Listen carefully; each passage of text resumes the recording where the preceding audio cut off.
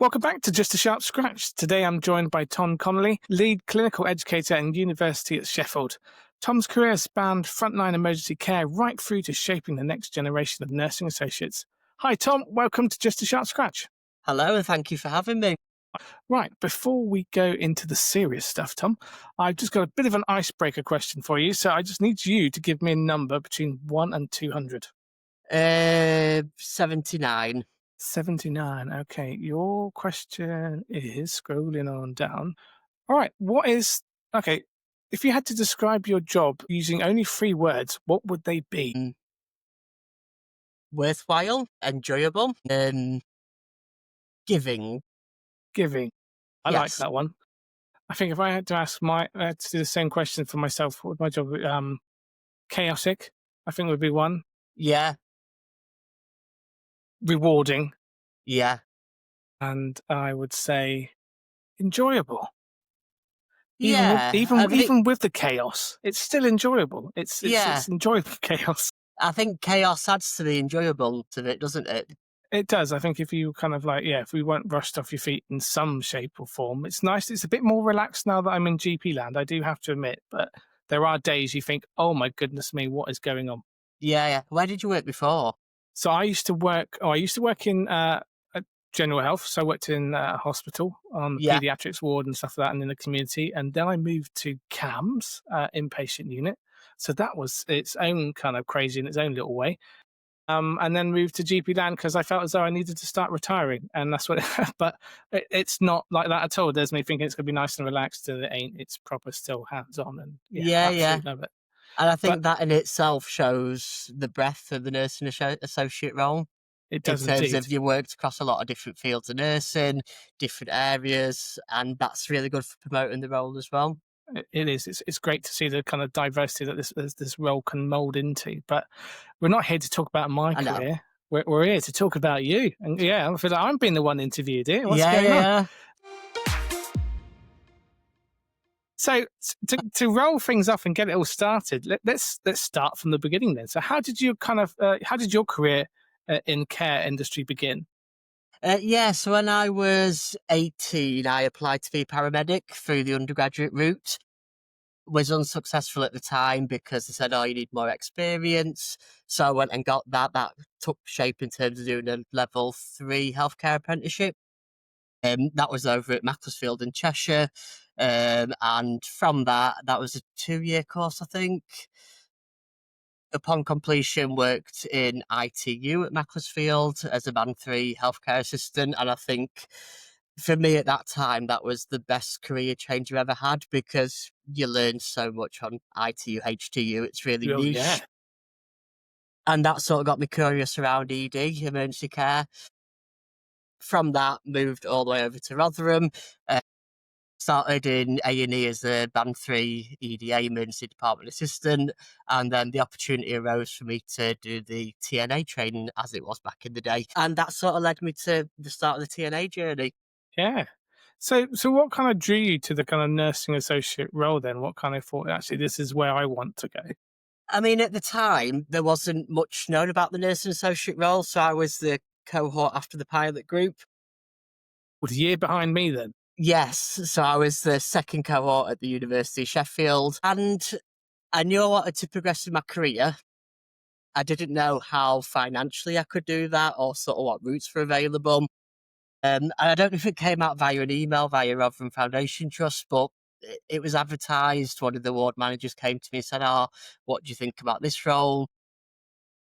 I sort of applied for it, not really understanding what the role was. I think back, 5-6 years ago, there was very little known about the role, apart from it bridges the gap between a nurse and a healthcare assistant. And I was a bit sassy when I got the job interview because I said, I'll only do it if I can stay in A&E. And looking back on that now, what I tell my students now are two completely different things. Yeah, just be grateful. Just be grateful. Absolutely. And I think if I could speak to myself now from back then, I'd probably say, be grateful for the opportunity, take every learning that comes along. And I think throughout the 2-year course, I did develop on that. So we went to all different placement areas. And actually, Yeah, I learnt a lot. A lot of it is transferable back into my practice, which was A&E. Hmm. So yeah, that's how I got sort of the TNA job. I remember getting an email from the A&E manager saying, "Oh, I've took all your shifts after you start next week." And I'm like, I haven't even said yes yet. It's almost um, like they're trying to get rid of you. It's like, yeah, yeah, yeah, yeah, it's yeah, all done. yeah. Bye, here's your card. But yeah, I'm still very grateful that they saw something in me and that I did the program through the hard work, dedication of the program to sort of lead me to where I am now. No, amazing. And like I said, you spent time working in the emergency department, before, both before and after qualifying. So what was that kind of experience like as a kind of like the trainee nursing associate and then obviously the qualified nursing associate? So during the TNA training, I think it was, I'm very biased, but it was one of the best areas to learn. And sort of the reason I say that is because A&E has got variety. It's got minor illnesses, minor injuries, majors, resource, a bit of trauma. And I think for me, to be in a learning environment like that, where you can learn about different things, so surgical orthopedics, pediatrics, sort of set a foundation for what I wanted to do and where I wanted to be. I suppose on the same token, going to other places, like I went to a GP placement, a community nurse placement, antenatal ward, surgery, all them, again, were very valuable. There was some that I wasn't particularly fond of, and sort of the way I say to my students is it's not an area that you choose to work in upon qualification, but there's always something you can learn from that and take back into your own practice. No, And I think I that's the don't agree with you. Yeah.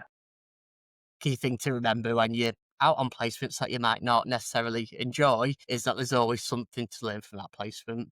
Oh, 100%. Because I think even with myself, I enjoyed every placement, even the one I said I didn't, I enjoyed it. It wasn't, I don't say I disliked it or anything. It's the one I felt it was the one job I felt as I couldn't do was the hospice, the end of life. Yeah, yeah, But I yeah. think for me, only because of the emotional side of it, I think it was too kind of like close, and it was like, wow, I took my hat off to them, and like I said, I loved every minute of being with them and stuff, and seeing what they do, and the kind of joy that they bring to these guys right at the end and stuff like that. So yeah, I agree with you. Yeah, even as there's places that you think, oh, why am I here? There is something that you can get back from it, and you can learn from it. So looking back, so how did those kind of experiences shape the way that you approach your work? Because obviously you were kind of, like I said, behind us. So you qualified must have been around the COVID time when all that was kicking off. So that must have been incredibly scary to be thrown right into the deep end once you qualify. Yeah, so I qualified so I was June 18, so June 2020, so the start of the Yeah. pandemic. So I remember we were coming up to completing the course and COVID had just sort of kicked in. So for me, it was like still trying to learn, consolidate my learning, and then get used to a new healthcare system, what no one's ever seen before. Obviously, policies were changing every day. I think that built a lot of resilience. And I think, with staff being off, different things changing all the time, I think that probably developed me quicker as a professional than maybe it would have done if COVID hadn't hit. I think A&E is always good for resilience building because you see anything from a broken leg all the way up to your major traumas. So in terms of that resilience, you develop it quite quickly at A&E. There's always a massive camaraderie amongst staff. I felt supported both pre-qualification and post-qualification. I suppose the only issue was at the time was the awareness of the nursing associate role, so what we can do, what we can't do. It was a very new concept to A&E. I was the first nursing associate, so I was a bit of a guinea pig. So it was a bit Hmm. like, well, can you triage? Well, Manchester triage say you can triage. And then, so I did all the training package, and then 2 years down the line, it was like, oh no, with Manchester triage say you can't triage now. And at the time, I was like, oh, but you're de-skilling me in a way. But now when I look back, actually, it was probably out of the scope of practice for a nursing associate in terms of that initial assessment. So I think that's something I sort of took away was that, Yeah. don't work outside your scope. I know when you qualify, there's an eagerness to develop sort of your skills, your assessment based tools, all that kind of stuff, but make sure you stick within the scope of practice. Very, very much so. And it's such a grey area, the scope of practice. And it's the one thing we've been reflecting a lot back on, especially even looking at the 10-year plan stuff that we're involved in at the moment, that, the word assessment and stuff like that, there's things that can be done with like an assessment tool. When you think of NHS 111, the people on when you ring them up, they're going through an assessment tool to get Yeah, you yeah, to yeah. where you need to go next. It doesn't mean that they are a qualified nurse at the end of that qualification. So there are things I think that you could look at. Like I said, you went through a training course to do those triage assessments and stuff like that. So you were following the Yeah. guidelines and training at that. So it's very much trying to look at that approach, isn't it? And it's quite hard. It is very hard. One of the things I want to follow up on regarding that COVIDness was that, did you ever think that it would just be over really quickly? Because I got to a point where my Eh, mother-in-law asked me, and I said, "Oh, it's like swine flu. It'd be a bird flu. It'd be over in a couple of months." I didn't think it would last as long as it did, and I think it was nice. And I say it was nice, not in the I know what you context mean. of It was a COVID lovely itself, day.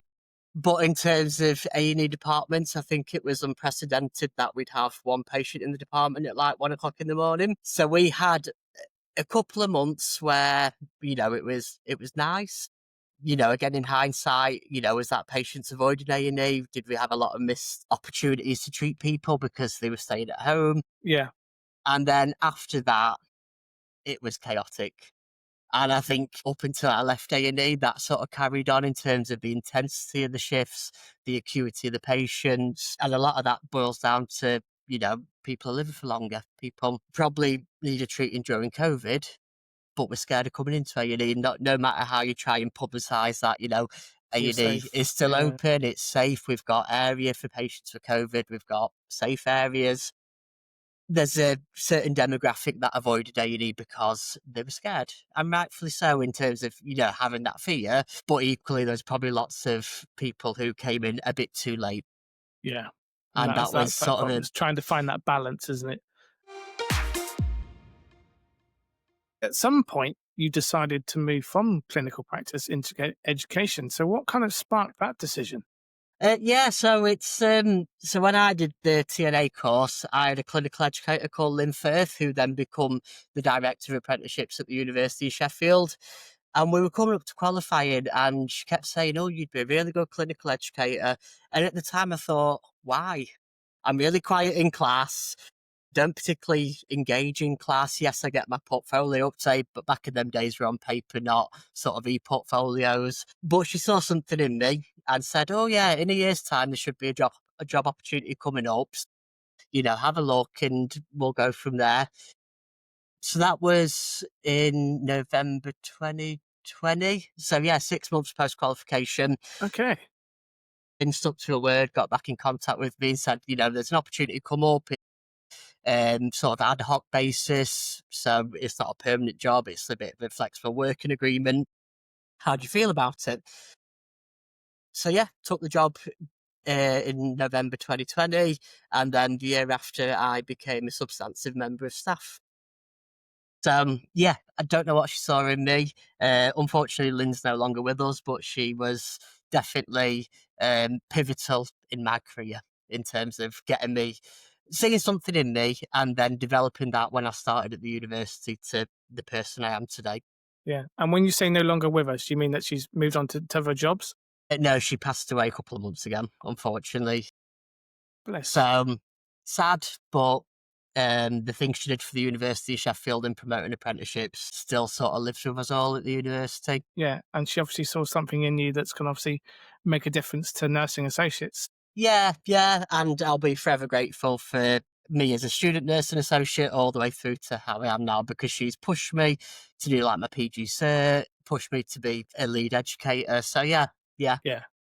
Brilliant. Oh, bless her. Oh, bless her. Right. So, since you've gone from clinical educator to lead clinical educator, so what did that kind of journey look like? So I was a clinical educator for about 3 years before, again, Lynn asked me if I wanted to take on the role of the lead educator. And sort of the key differences are sort of supervising the other educators, being there for like any questions they might have, developing new sort of policies, procedures, especially when it comes to the apprenticeship regulations, because they change on a yearly basis. So in order for us to be compliant, we need to make X, Y, and Z changes to tripartite reviews, understanding of KSBs, everything like that. And then that's further developed to doing a bit more teaching, clinical skills, whether that's an academic teaching as well. So yeah, that's sort of where I'm at now. Brilliant. And in your kind of current role, you support both kind of learners and employers. So, can you kind of walk us through, what actually that involves in the kind of day to day? Yeah, so the primary purpose of a clin-ed or clinical educator is to support students out in clinical practice. So that might be with their clinical portfolios. Do they call it the NA pad nationally? So I'm not using I jargon. No, I think you do. Yeah, yeah, portfoos and pads and stuff. Because I remember Yeah, ours yeah. was paper based, so I'm not used to the whole new digital stuff. That'll Yeah, yeah, throw yeah. me. So yeah, we have the NA pad at the University of Sheffield. So our primary focus is to support students and educators, so practice assessor supervisors.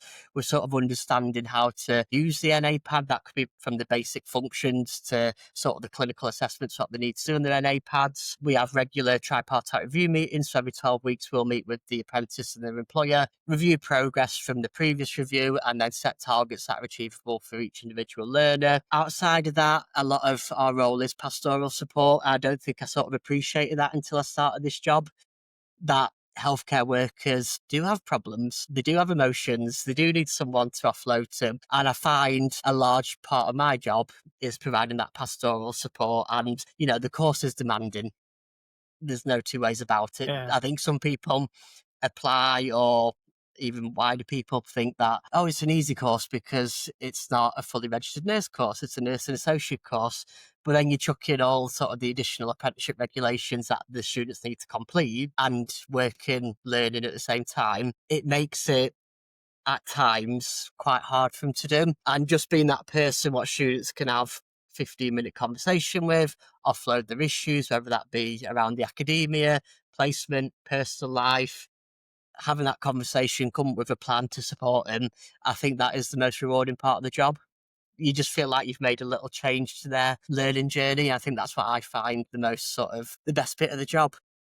yeah, Outside of that, it's supporting practice supervisor, practice educators with the role, because again, there's still some misunderstanding around the PS role. People still use the old term mentorship, and I think that sort of transfers across to how some organisations might do the clinical portfolios. And again, building up that strong relationship with employers. So I'd like to think all the employees under my caseload know they can ring me whenever they've got any issues. We can have good conversations together around how to support learners, share best practice, and just really encourage us all to work in conjunction so we get that student to where they need to be by the end of the programme.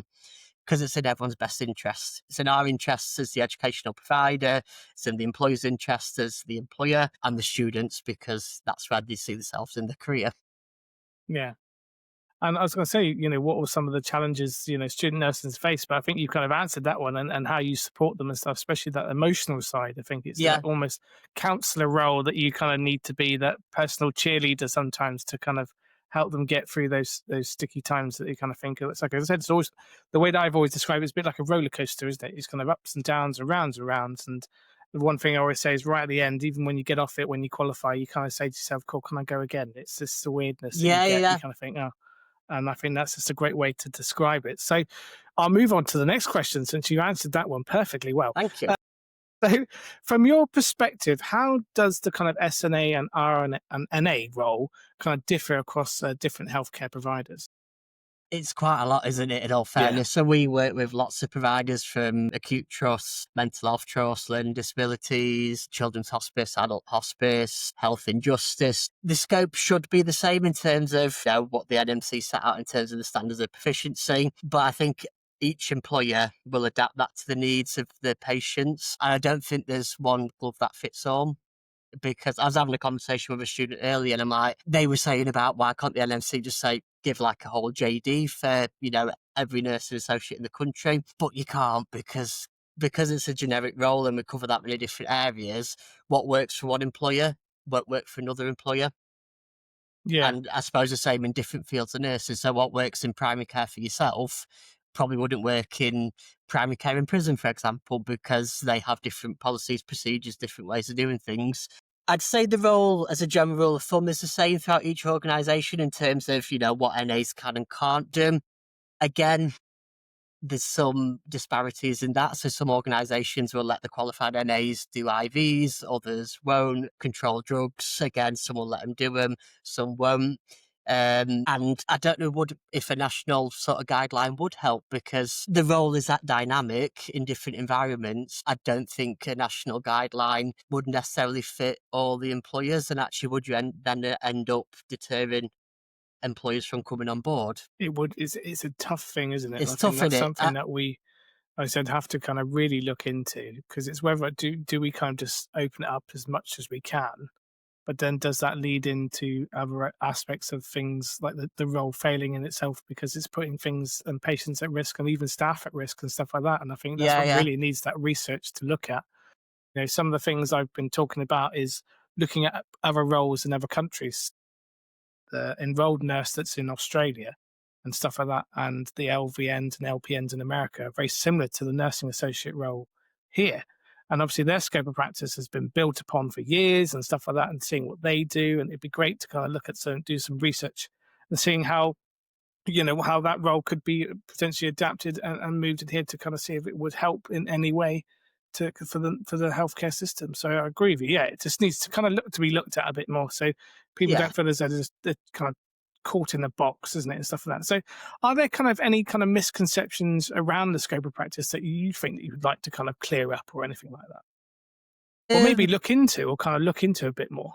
I think a common one that I hear the most is I do the same as a nurse apart from IVs, and that's not necessarily the truth. And for me, that's not the clear difference between a nurse and a nursing associate, because where I used to work, their NAs are doing IVs. And I think a common misconception amongst NAs, SNAs, maybe even the wider healthcare profession, is that the only difference is, doing IVs, not doing IVs, signing out control drugs, not signing out control drugs. And I think there needs to be a bit more understanding around the clear difference around the coordination of care, whereas obviously us as nursing associates, we can provide and monitor care. And I think that's a common misconception I hear on a regular basis. Any others? I'm trying to think. I think that tends to be the biggest one, isn't it? Yeah, That's the one yeah. that gets a lot of the scope of that, that comment, like you said, and going from there. But hopefully, in times to come, we can look at starting it again, looking at fresh eyes. And like I said, I think when the scope of practice and stuff was created, it was created without nursing associates being involved and stuff like that. So hopefully, now that we've been around for a few years now, Yeah. kind of know what we're doing to some degree. But I think it'd be good to kind of get people around the table, especially nursing associates, involved and stuff from many different areas and fields, to kind of look at it again with the NMC and stuff like that, and maybe we can look at it, and it'll be Yeah. fresh eyes of research. That'd be great. You never know. We might be doing it. Me and you, Tom, we can sort it out. There you go. I There mean, we go. the role is still in its infancy, isn't it? If you think about how long the nursing role's been around, the doctor role's been around, the nursing associate role's been around for 6, 7 years now. Yeah, no, qualified. And Yeah, I think revalidated twice now. yeah. And sort of from when I started, probably yourself as well, Martin, to now, there's been a massive tide in sort of understanding the NA role a bit more. Like when I qualified, no one understood it, whereas now I would say a large proportion of our employers, students, nurses, whoever, do actually understand the role in its basic forms. Yes, I think further education is needed on sort of how that role works in different organisations, and how we don't cross that line between working outside your scope of practice. But it's how you do that to suit all the employers that, we want student nursing associates or NAs to work in. Yeah, very, very much so. You've gone on to achieve your PGCE and your FHE as well status. So can you talk to us through that journey and kind of what that's meant for you? Yeah, so I started my PG cert back in March 2022. Did the first year, which was a lot of sort of self-reflection. So I know in terms of on our nursing associate programme, we talk a lot about reflection.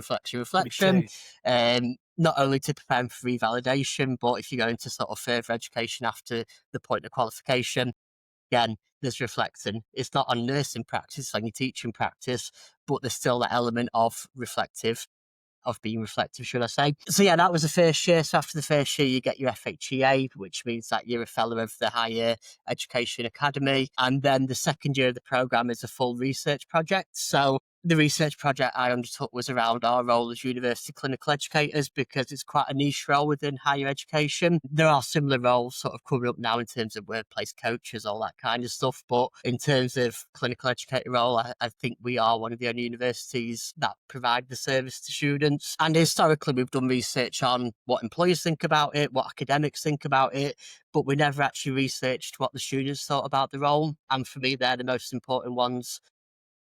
Maybe not the most important opinion, that probably sounds a bit wrong, but we provide the service to them. So we need to know how we're working and what we could do better, what we're doing well. So that's what I did my full research project on. It was good. I had some really good responses. And actually, the common consensus was the role is really valuable. Students find it really supportive. And then you have a viva, so you have about an hour's conversation with your tutor, sort of around how everything from the PG cert sort of informed your practice. And then you're done and dusted. And then you're a glutton for punishment and start a master's in 2 months' time. Wow, amazing. That's great. That's fantastic to get your masters and stuff like that. So, what advice would you give then to nursing associates who are thinking about further study or even progression? Do it. What's stopping you? I get there are things stopping shooting and A's, but reach for the stars in terms of what S Club 7 say, you know? I wonder if that's going to be your song for later on. No, that's been on my mind all day. So I've got about 50 songs in my head, Have you? and it doesn't Ah. help that I listen to Spotify all day. So I'm like, I like that song. I like that song. Right, but before we get to that song, we've still got a couple more to go to. Yes. So looking back, then, is there kind of any like standout moment from your career that kind of really sticks with you?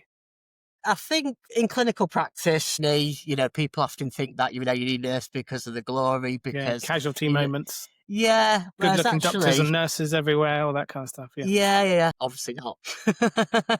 But I think the most important thing I found in A&E was spending time with patients. So if you could, on the busiest shift ever, get Mary a pillow, because no one has pillows in A&E, get them a cup of tea, then actually that's what they remember you by. They don't remember you because you've done an ECG or you've given them life-saving medication. It's surely why we all join the job, in my opinion, is to do that basic nursing care and care for your patients, and then the rest sort of comes with it as well. In terms of sort of what I'm doing now, from a personal perspective, I think it is definitely getting my PG cert and, developing sort of my academic teaching skills. Years ago, when I did the TNA course, and even sort of pre that, I wasn't particularly confident. Used to go bright red when I was speaking in front of people. Hmm. Would never have dreamed of doing a teaching session in front of 50, 60 students. Yeah, or even coming on a Um, podcast. or even coming on a podcast There you talking about go. myself, because Yeah, it's the one thing I don't like to do. um, so yeah, I think that personal confidence, that self-belief that I can do it, and that, NAs do have a place in higher education. Because when I first started, I did think, do I belong here? Not because of staff or anything like that, just no, probably my own self-doubt, like, oh, can NAs work in education? Can they do the job that's being expected of them in sort of a senior position? And I'd like to think that we can. NAs can. And who's better to teach NAs than NAs themselves, who have lived and breathed the journey of the programme and the ups and downs like we went through earlier. So, there's probably no one better to teach. brilliant. And has there been any kind of like particular kind of student success story that you're especially proud of? Especially from the teaching side of things. Yeah, so we've had quite a few students nominated for local apprenticeship awards. We've won quite a few, come second and third in others. But I think for the students to get to that point of being shortlisted is a massive achievement for themselves, because it's not an easy sort of system to work through and get shortlisted. So they're always very proud moments. Another proud moment is when something clicks in a student and you're like, you get it, all them extra tutorials, all them extra visits to the ward area, and it's clicked. You get it. Good. And then probably the third one is graduation. It's always a nice day, but a sad day. It's nice that everyone's graduating. It's sad to know that you're not probably going to see them again. But what I take away from that is I sort of close the chapter and say, I've done all I can for you. And hopefully I've played a small part in your journey to becoming what you are today. Yeah.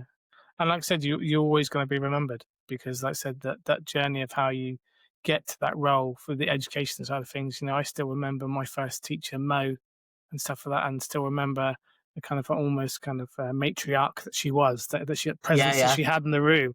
Even I was terrified of her, and I think she was like 5'3", and I'm 6'2". So imagine that kind of going. I was really scared. But it's those moments, and I think to be able to see them then flourish and to follow their career and go, cool. That director of nursing now, she was a nursing associate. I taught her and stuff, so that'd be amazing when we're old and grey and rocking in our chairs, kind of thinking back and going from there. Yeah, So, yeah. and obviously thinking of the future, thinking about the next kind of, 5, even 10 years and stuff like that, what changes would you like to see for the nursing associate role? I think firstly, probably more NAs, more SNAs developing into NAs. NAs working in different areas. There's going to be employees out there who don't know what an NA is. So maybe targeting them areas as well to say, the role is beneficial. It forms part of the wider workforce.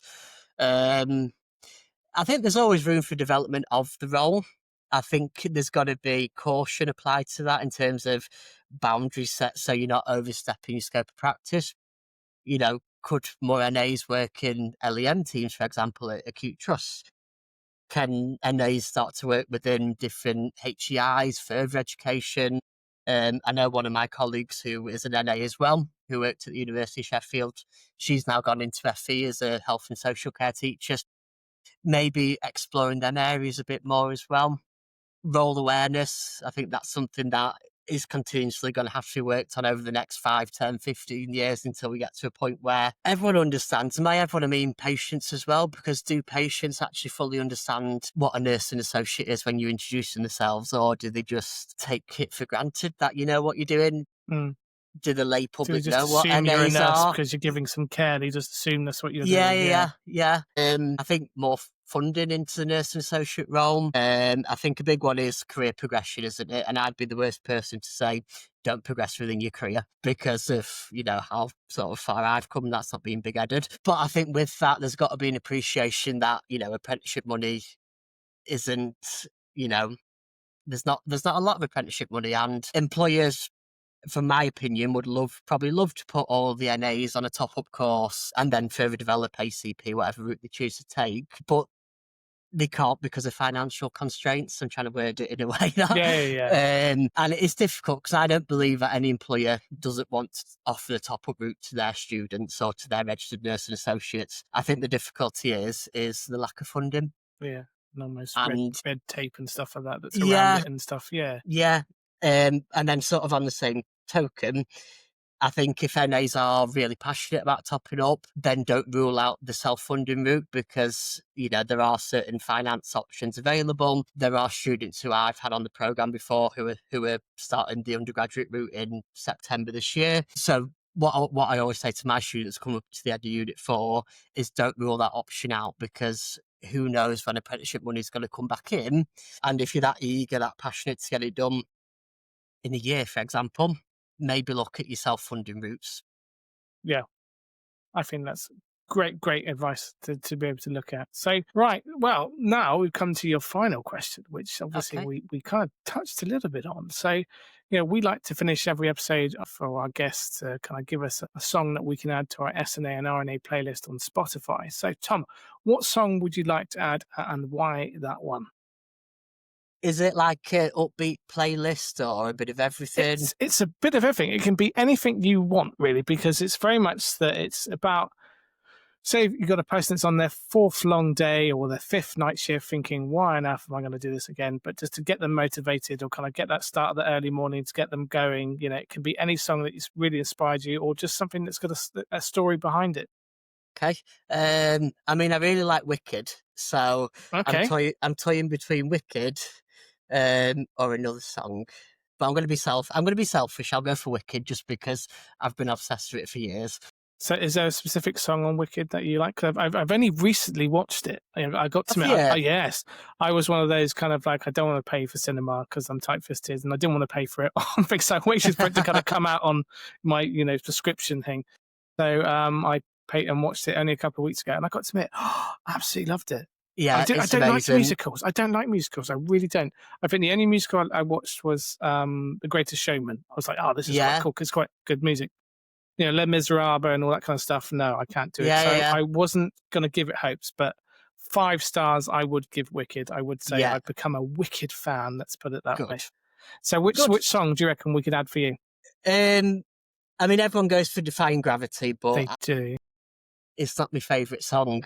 So The Wizard and I is my favourite song from Wicked, sorry. Yeah, So we'll go for that one. The Wizard. Fantastic. Yeah. Brilliant choice. And Tom, thank you so much for joining us on Just a Sharp Scratch. And to everyone listening, don't forget to subscribe, share this episode, and check out our playlist, especially with this new Wicked song, The Wizards and I. So until next time, take care and thanks, Tom. Cheers, thank you.